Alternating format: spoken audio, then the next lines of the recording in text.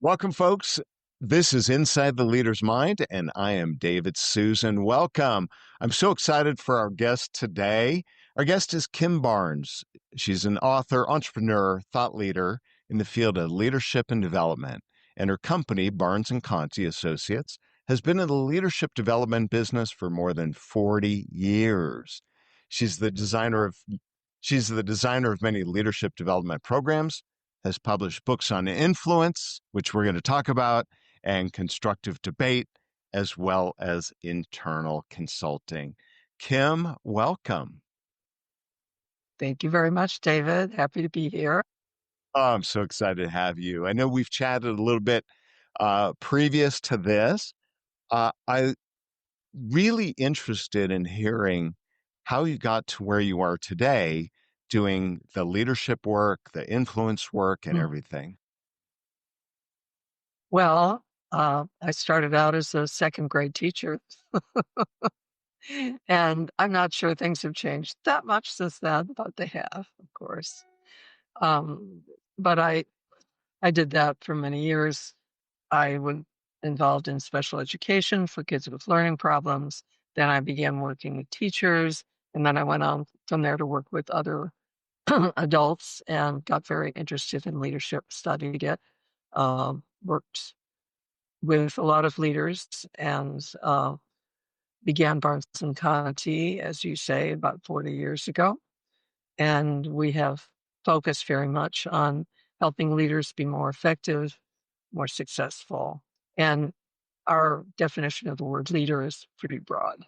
So not only the work we do is not only for people that are official and have titles as leaders, but also for those who are leaders because of their skill, because of their relationships, because of their abilities. So there are lots of different kinds of leaders that we work with.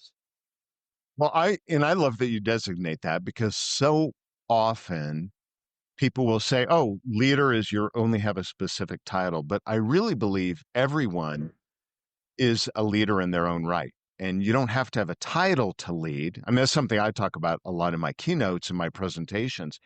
So as you look at leaders, and we can put them in double quotes or whatever, as you look at leaders, what do you think makes a leader, one leader better than another?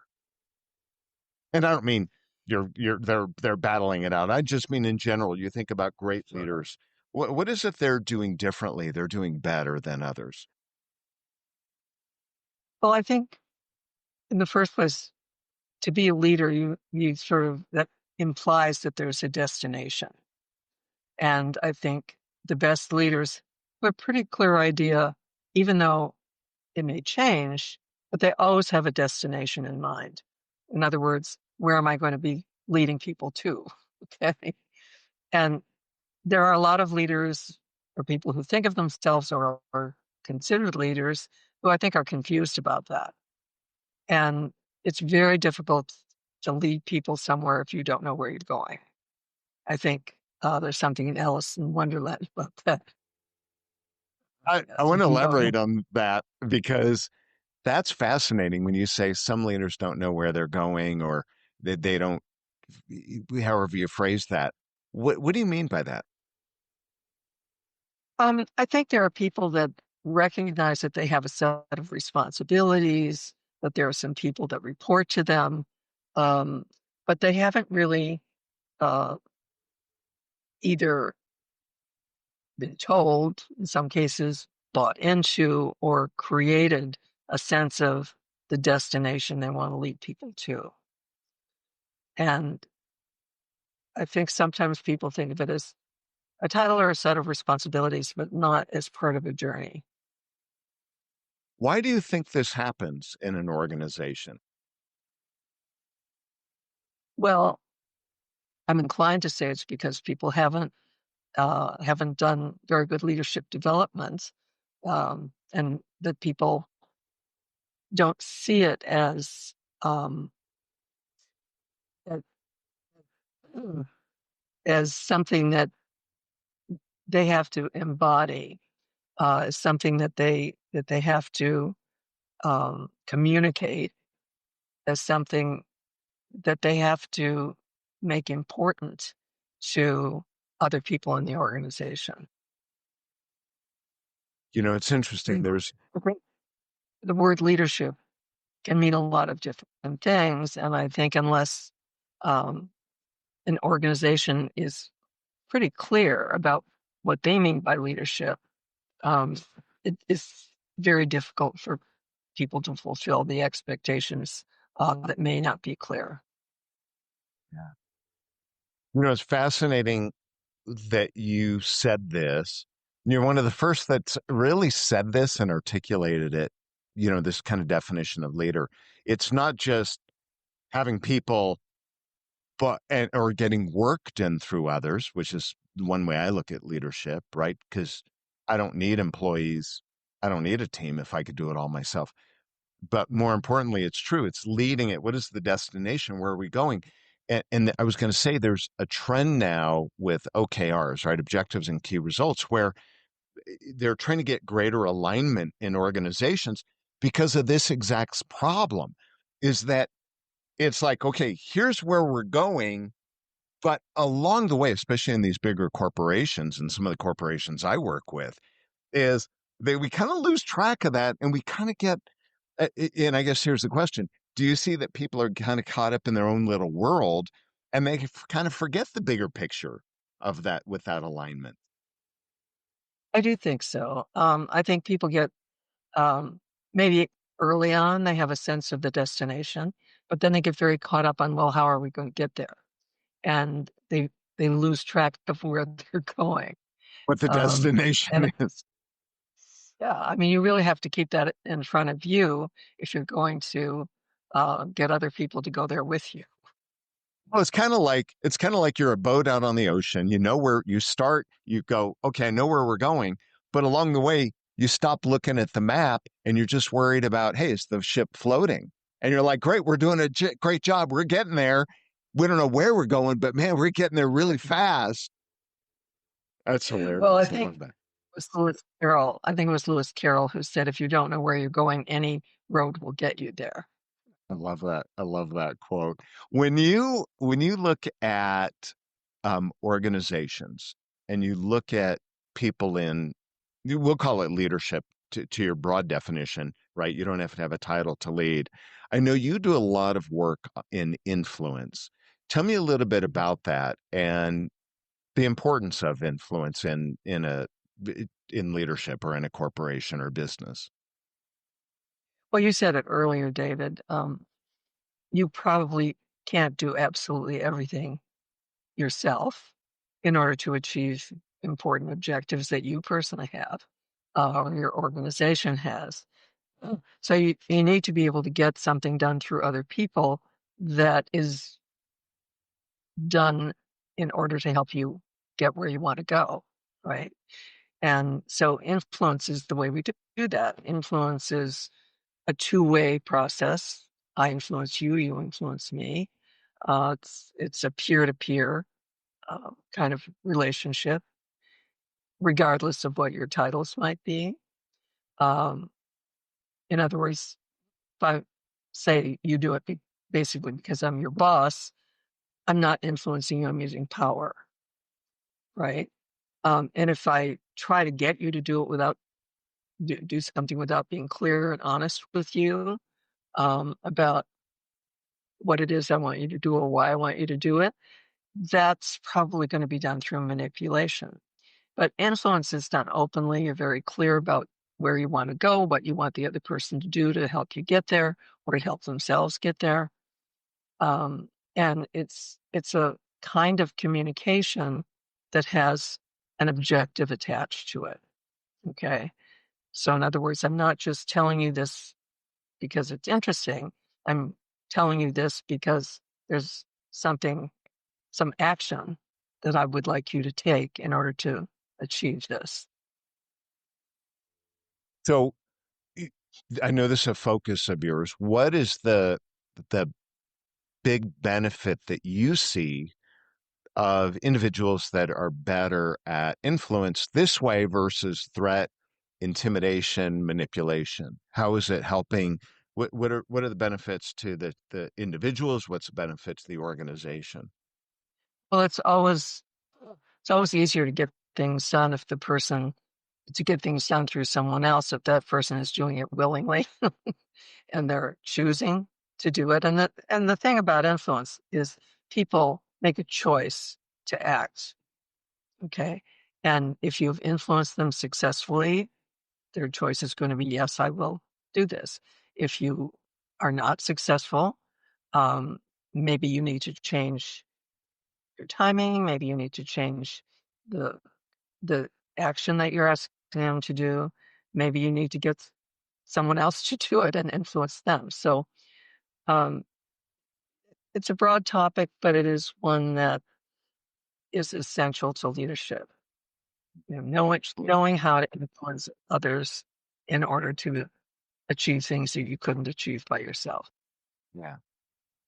When you look at your own leadership style, you've got a team of individuals, right, that you work with, or um, what would you say your greatest leadership strength is, or in it could be now or in the past, doesn't matter. But what do you think your greatest leadership ability skill is?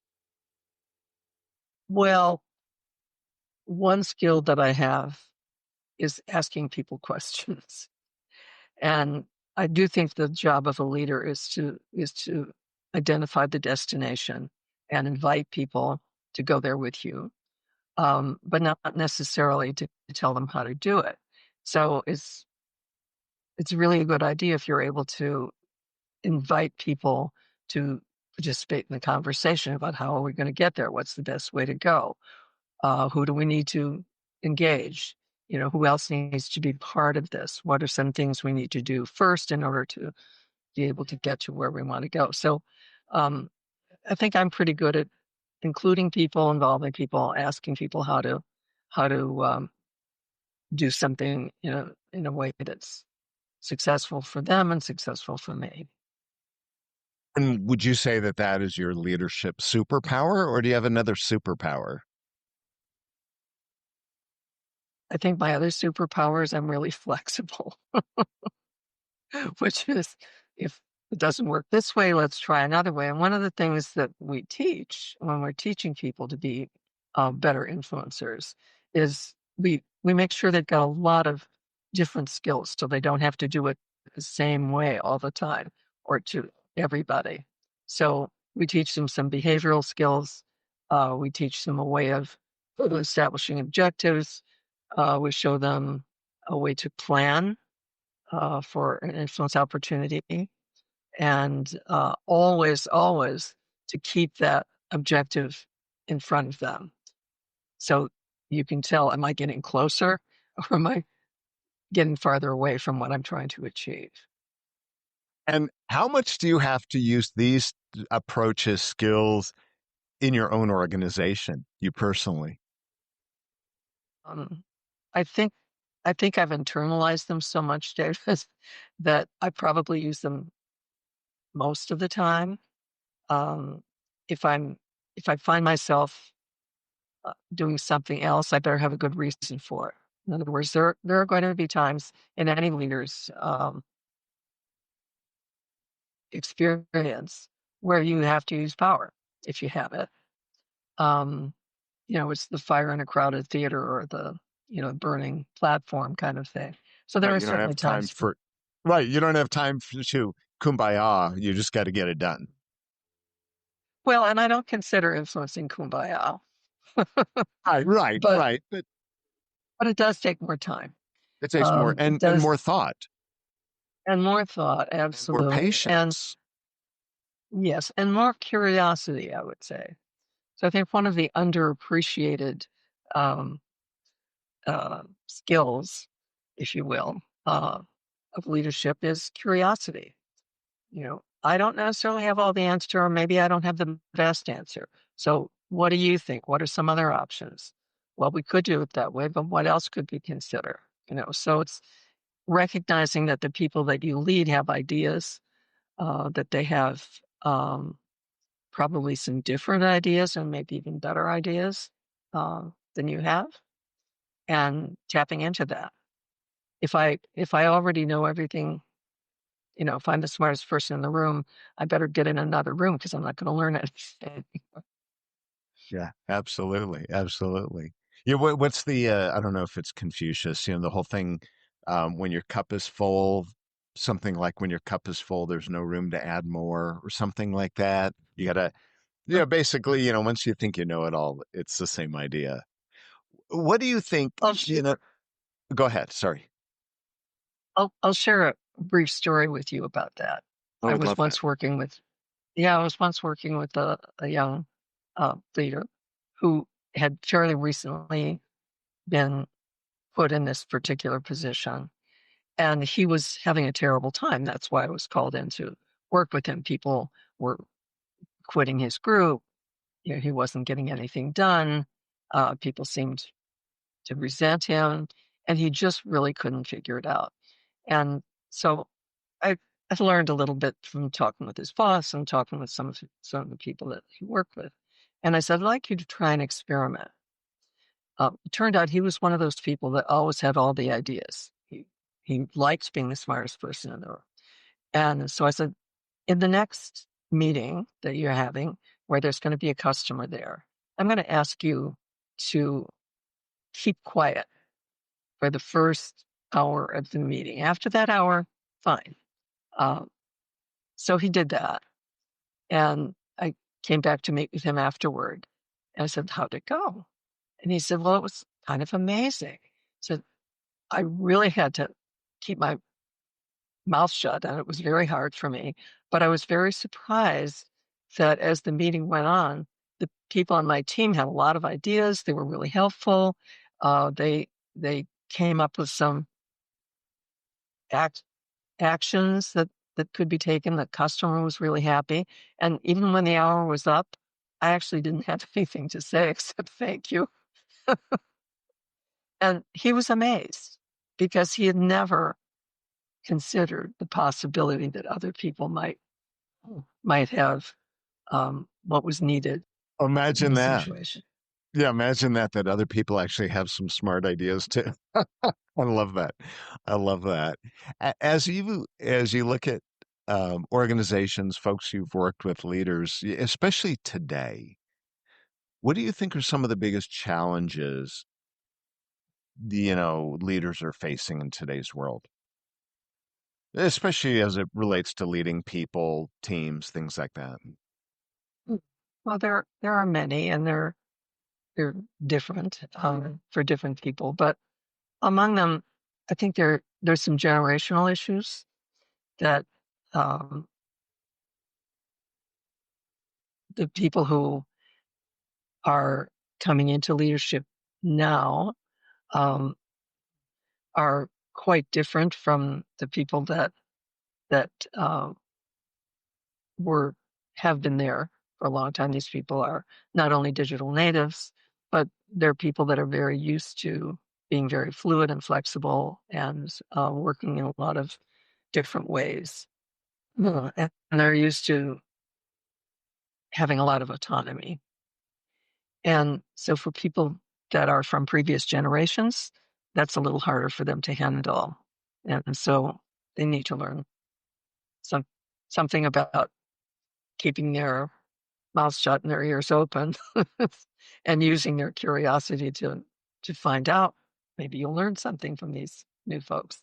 So that's one thing. And I'm not talking about leaders that are in their 60s and 70s. I'm talking about middle-aged people that are now coming into senior positions and needs. I think one of the biggest needs that we get called on a lot is for them to learn how to influence rather than simply uh, communicating and hoping things will happen, or try to use power and hoping things will happen. So influence is really the key skill that uh, we get asked to teach, and that I think is really important right now. Is in the work you do, you kind of alluded to it. Is there a uh, general demographic age you tend to do more work with? Meaning, is it in that age range? Is it the younger? Is it that 40 to 50? What do you see a trend there? In recent years, we've been asked quite often to work with emerging leaders. Yeah. In other words, the people that are going to be the next senior leaders. And these are generally people in their 30s and 40s. Okay. And so more and more, those are the people that we see in our classes and for coaching as well. Yeah. Right. When when you look at your own situation, we talked about different generations and stuff. What are some of the challenges that you personally deal with on your own teams? I think anybody who's a leader will have similar challenges. You know, um, how do you make sure that you're creating an environment where each person can do their best work? How do you make sure that people are in a position to learn and get better? How do you create an environment where people feel free to speak up, feel free to share their ideas, feel free to correct you if you're wrong about something, to be creative? So, being a good leader is always about creating a climate that enables other people to do their best work. And that's true for me as well as And what tips would you give for other leaders that are aspiring to have that? well, use your curiosity, talk to people and find out, what really works for you. What how can I support you in doing what I would like to see you doing what you want to do? And that may be, providing them with some kinds of resources that they need. It might be in um, setting up meetings with them to talk through what's going on. It might, and it's going to be different for different people. It, it might be sending them to um, learning opportunities. So there are a lot of different things, but it all depends on your being willing to talk with each person to get to know them, to find out what their needs are, to find out what their ideas are, what their hopes are, what they can teach you. I want to jump on, not jump on, but I want to. There was a word you said in there. You said they have to be willing to. One of the things that I do a lot of deep work in this arena of the idea that people know what to do, but we don't do. I'd love your take on that. Why, you teach influence, but they don't do it, or you coach them, or you do other training sessions, and they know what to do. They have the knowledge, but they don't do it. My analogy that I use in my keynotes, I talk about how we know what to do to get fit. We know you eat right, exercise more, but we don't do it, which is why it's a multi-billion dollar. And in leadership, there's not a lot of, I don't say there's not a lot of new ideas, but I go to the bookstore or you go online and there's thousands of books on leadership and people are like, I'm trying to be a better leader. I'm like, it's all there. So we know what to do. We don't do it. I would love your take on this idea of they have to be willing. What do you think? Sure. What do you think is the inhibitor? And do you have ideas on how to get people past that? First, I have to say that you can read Lao Tzu or things that were written thousands of years ago about leadership, and it's not that different. Okay. Sure. Um, I I think everybody has a default um, kind of where you're comfortable, where you feel like you know what you're doing.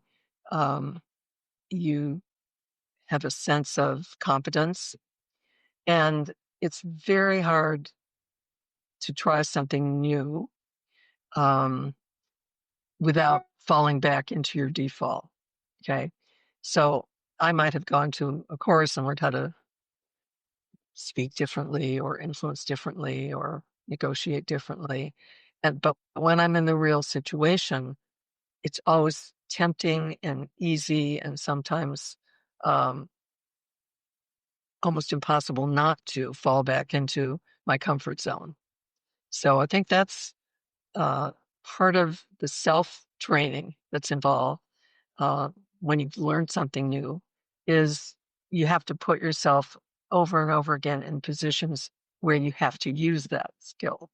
And ideally you do that before it's, the money game, before it's the big deal. Okay. And and you want it to become part of your repertoire so it's not scary to use it when you're in a new situation. But that means you have to practice it. You can't just go to a class and learn it and then hope it works for you when you finally try it out. You have to make it part of your normal everyday behavior, and that means you try it out a lot, you practice it, you ask for feedback from people you trust. I love that. I love that. It reminds me of sports.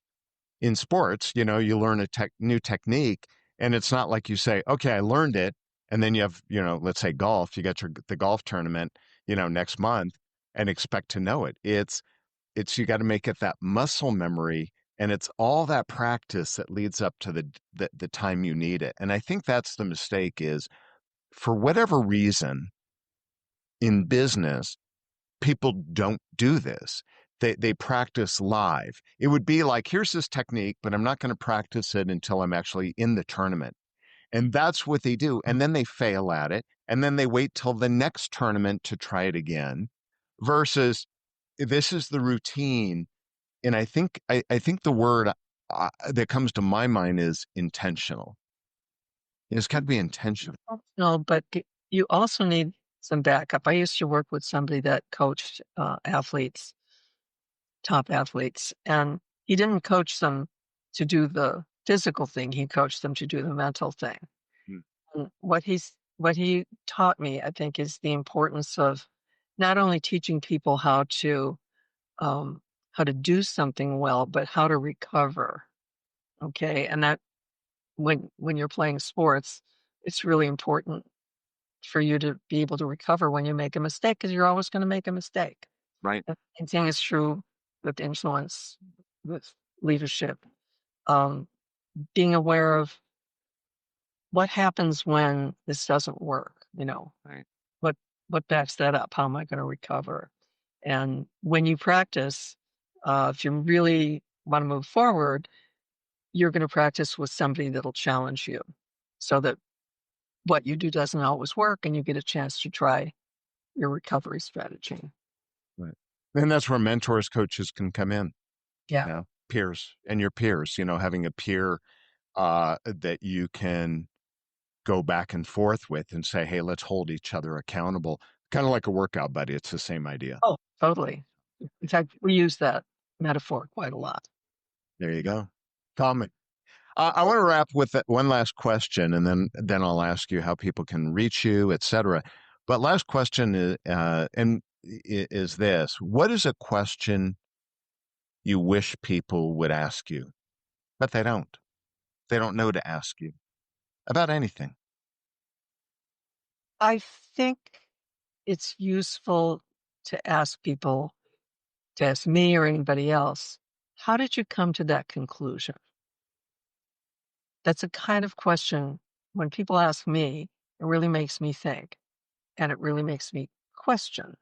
And it may help me to actually shift my opinion, uh, my suggestion, um, by having to explain why I think that's true.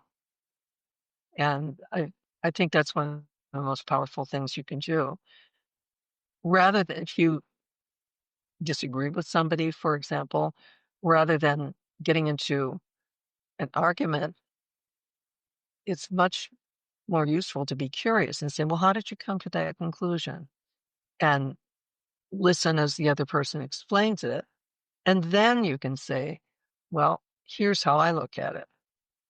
But you're doing that from a position of knowledge. And so that, again, I say curiosity is one of your best There you skills. go. And how'd you get to that conclusion? Love it. Love it. How do people get in touch with you if they want to learn more about what you do, your business, etc.? Sure. Um, they can find our website at www.barnesconti, just all one word, barnesconti.com. And we have a website that will um, give you information about our classes, various books that we have available, and a few other goodies, resources that you can use. So that's the best way. You can um, reach me by email at bkbarnes, Barnes, at barnesconti.com. And I'm always happy to hear from people and almost always have an opinion. So Yeah, you'll, I love it. and if you like, you can read one of my books. Um, Exercising Influence is one. Um, oh, hmm, trying to think of the name. But Yeah, that's the big I have exercise. I have also written 2 corporate mystery stories with I, an OD I like, consult does the but they'll protagonist. find more. They'll find more on your website, I'm sure. But exercising influence would be one. Building Better Ideas, which is about a process we call constructive debate. Um, okay, so those are the. We can always use constructive debate. Oh, indeed, indeed. Absolutely. I love it. Well, Kim, you have been a pleasure. Thank you so much for being on my show. I so appreciate it. And ladies and gentlemen, folks, everyone listening, thank you so much for being with me today. Kim, thank you again. I appreciate you. And thank you. It's been fun. All right. Bye, Bye. folks.